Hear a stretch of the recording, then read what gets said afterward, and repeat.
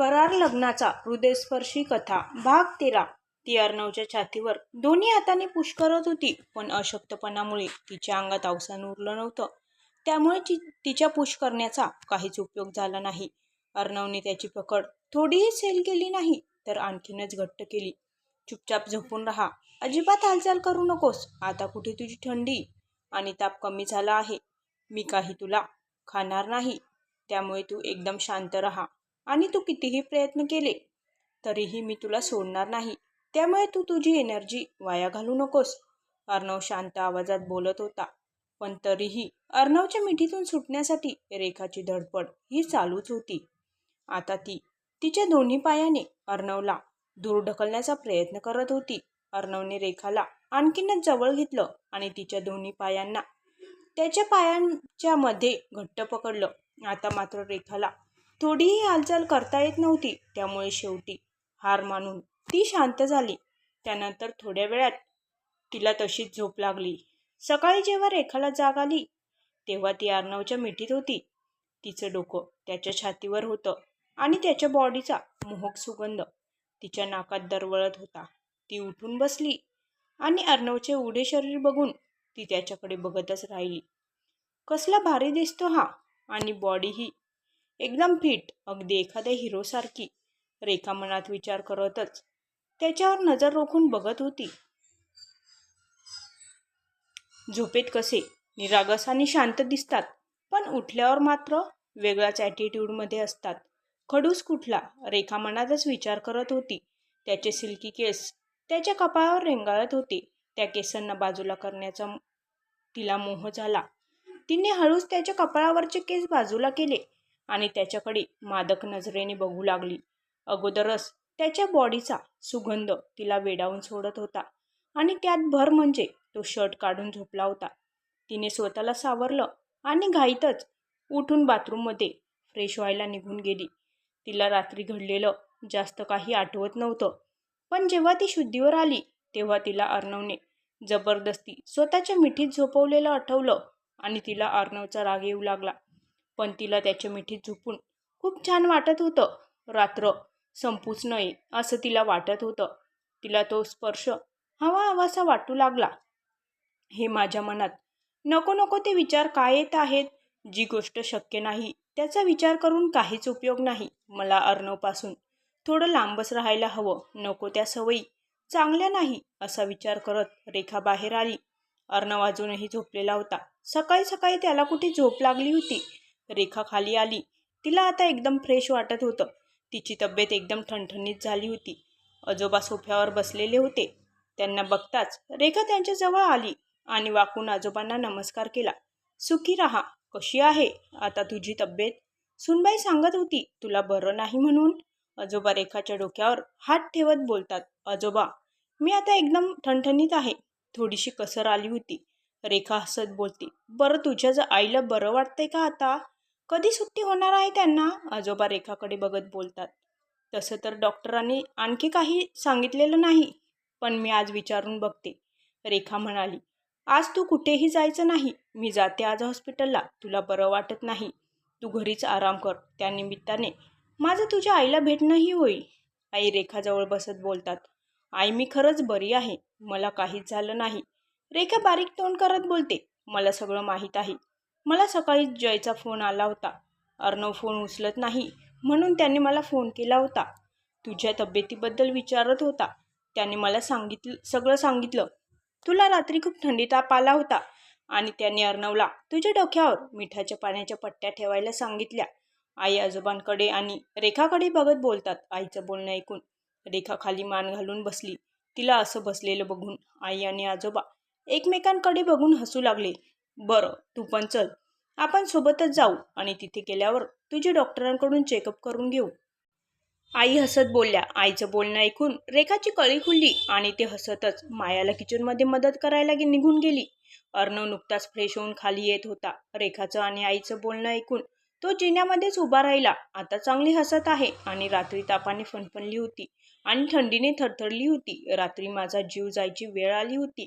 एवढं घाबरलो होतो मी, आणि ही इथे चांगलीच दात काढते. रात्री घोड्यासारखी लात मारत होती. माझ्या छातीवर आणि हातांवर मांजरीसारखे पंजे मारून नखं ओरबाडून ठेवलेत. आता माझ्या छातीची किती आग होत आहे, पण तिला काय फरक पडायचा आहे?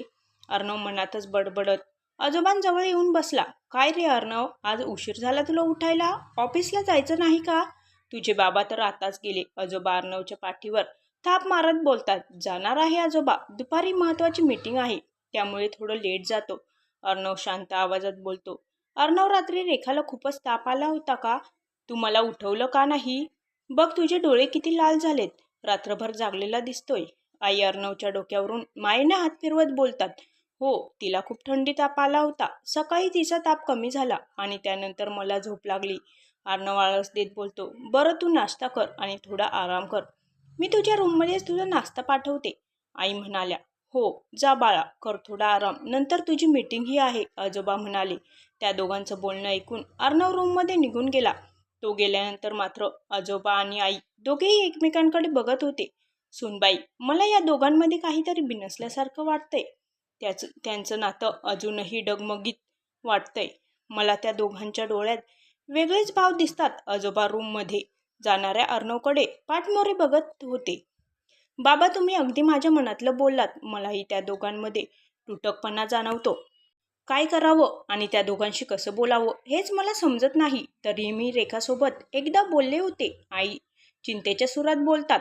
अगं, रेखाची आई आजारी होती, त्यामुळे तिचं मन अस्वस्थ असेल आणि लग्न झाल्यापासून आईच्या टेन्शनमुळे त्या दोघांना एकमेकांसाठी एकांत वेळही मिळाला नाही. आजोबा आईकडे बघत बोलतात.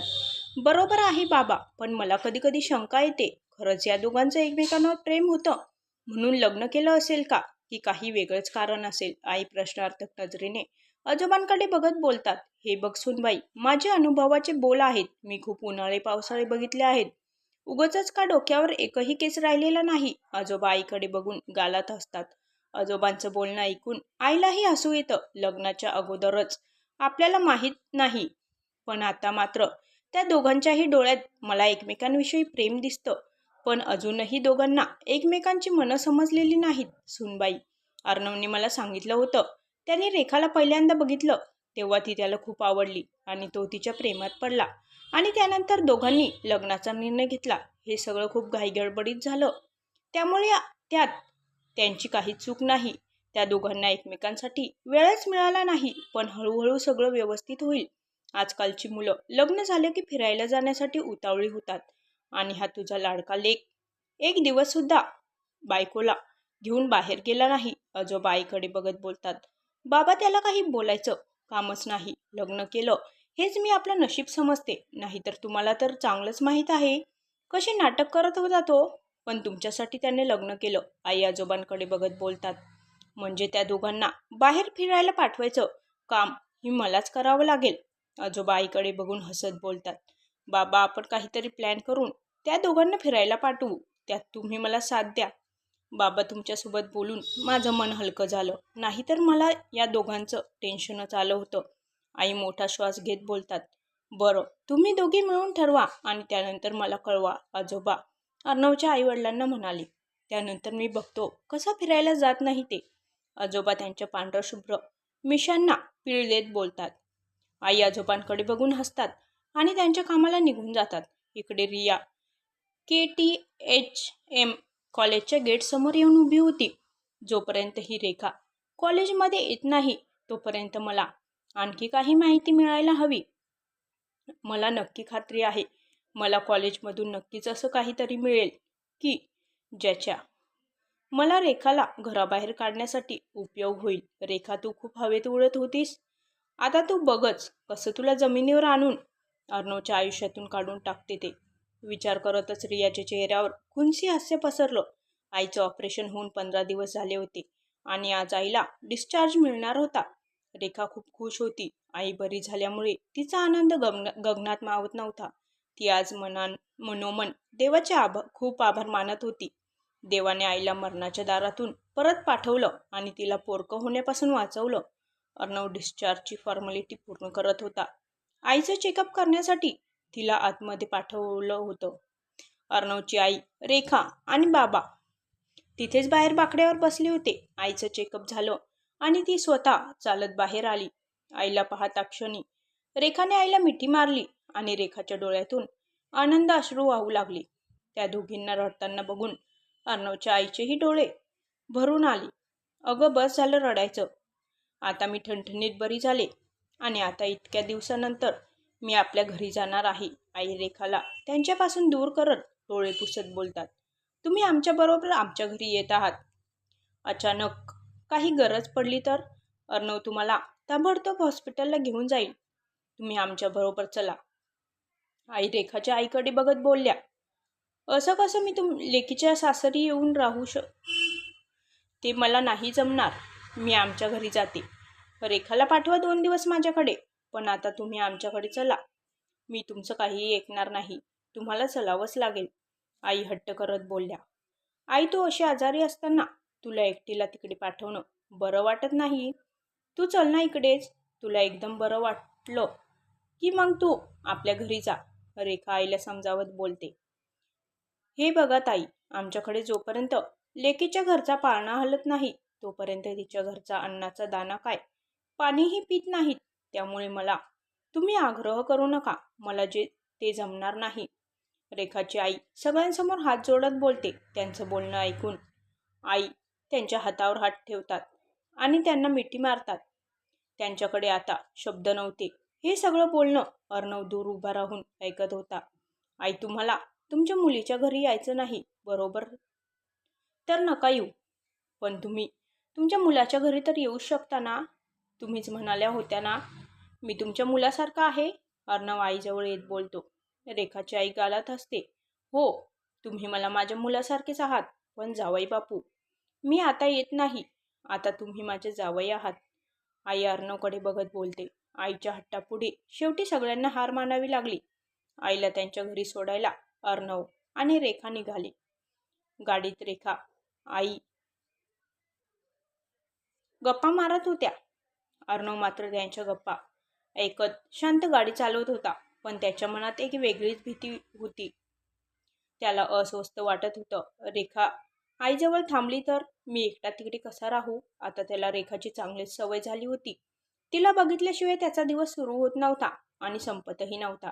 तो अधूनमधून आरशातून रेखाकडे बघत होता. जणू काही त्याचे डोळे रेखाला माझ्यापासून दूर जाऊ नको म्हणून ओरडून ओरडून सांगत होते. रेखा ही आरशातून अर्णवकडे बघत होती. तिच्याही जीवाची घालमेल सुरू होती. एकीकडे आई होती आणि दुसरीकडे अर्णव. तिच्या मनाची एवढी घालमेल का होते हेच तिला कळत नव्हतं. तेवढ्यात गाडी थांबते. रेखा बाहेर बघते तर गाडी तिच्या घरासमोर उभी होती. पण घराची काया मात्र पूर्णच बदललेली होती. घराला कलर दिलेला होता. घर एकदम सुंदर दिसत होतं.